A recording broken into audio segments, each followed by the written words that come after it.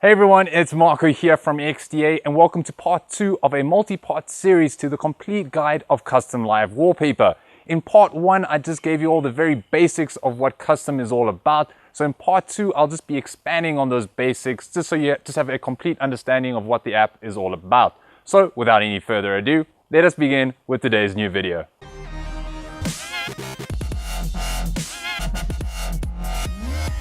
Great, so first up, opening up custom, I'm going to be focusing on the items tab.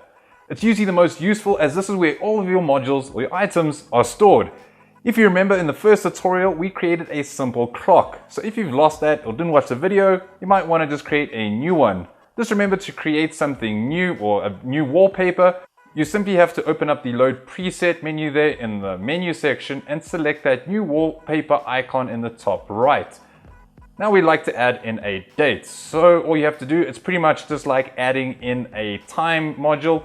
But once you've added in that new text module, you want to select it and then remove all of the text within that formula editor. You want to now tap on the DF for the time and date related formulas. I'm going to use a simple date formula here, nothing special, but I do suggest messing with that formula a bit. For example, over here, I'm just going to be adding in an extra letter M to make that full text month appear. I'm now going to reposition it, increase the size, and then just pretty much reposition it again just so I get it under the time, just so it's a little bit more orderly. I'm now going to add in a blank rectangle shape. You'll find the shapes within the shapes module. Pretty simple. I'm not going to get too technical here, but if you just tap on that new shape, then change the shape to a rectangle and adjust the width, height, and position accordingly till it covers the date. Don't worry, you can resize it later, but you just want to make sure that it completely covers your date. Everything that you're starting to add will appear at the bottom of your items tab, and if it's at the bottom, that means that it'll be on top of everything that you've just created. I've made my date text black to show you that you can rearrange the items around using those handles on the left of them, and I'm going to move my rectangle now so that it's sitting behind the date. The selection button on the right is extremely useful, whereby tapping one brings up the options to rename, copy, delete, add, share, and cut that item. Selecting 2 or more will give you the similar options as well as allowing you to reposition that little grouping that you've just created. Overall, it's a very useful feature, especially when your designs are getting pretty technical. I'm going to finish it off by selecting the date, going to the FX tab, tapping on the mask option, and selecting the background to give my date just a little bit of style, essentially cutting out the text from that rectangle. I also just added in the background there just to show you what it's actually doing. You can now export it by going into the menu and selecting Export Preset. You'll just give it a name and now you'll never lose it as it'll be in that exported tab. Pretty neat.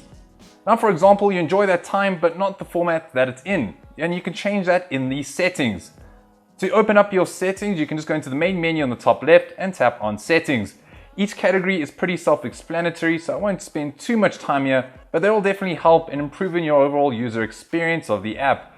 Most notable will be changing your clock mode, say from 12 to 24 hours, which calendars to show, as well as your preferred music player, and even changing some of those weather settings in case yours aren't behaving too well. Once your settings are all configured to your liking, we can then carry on.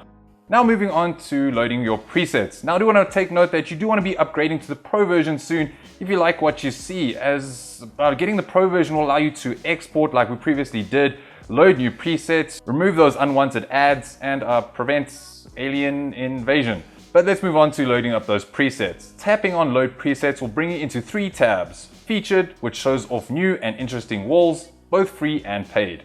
Installed shows you which walls you've installed from either the Play Store or other APK sources. Lastly, there's the Exported tab, which shows which walls you've imported from your phone or walls that you've exported, like the one that we've just created now.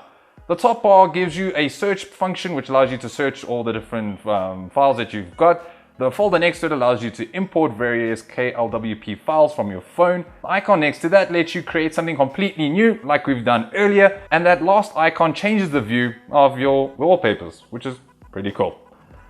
You can find great presets from either the Play Store by simply searching KLWP or from the Kustom Google Plus community. Both places are great and I highly recommend trying them both out. I learned much about Kustom by using the various free presets that I could find and seeing how each of these authors made those unique effects. But in the end, it's all about just trying out different people's creations and trying out your own, as that's the only way that you're going to learn about this amazing app. So that concludes today's video, guys. This has pretty much been the 2 basic episodes. From now on, we're going to be getting a little bit more technical with all of the various setups that we're going to be adding in. So if you enjoyed this video, don't forget to leave a thumbs up and let me know in the comment section below what you'd like to see in the upcoming videos. Other than that, it's Marco here from XDA. Thanks very much, guys, for watching. See you around next time.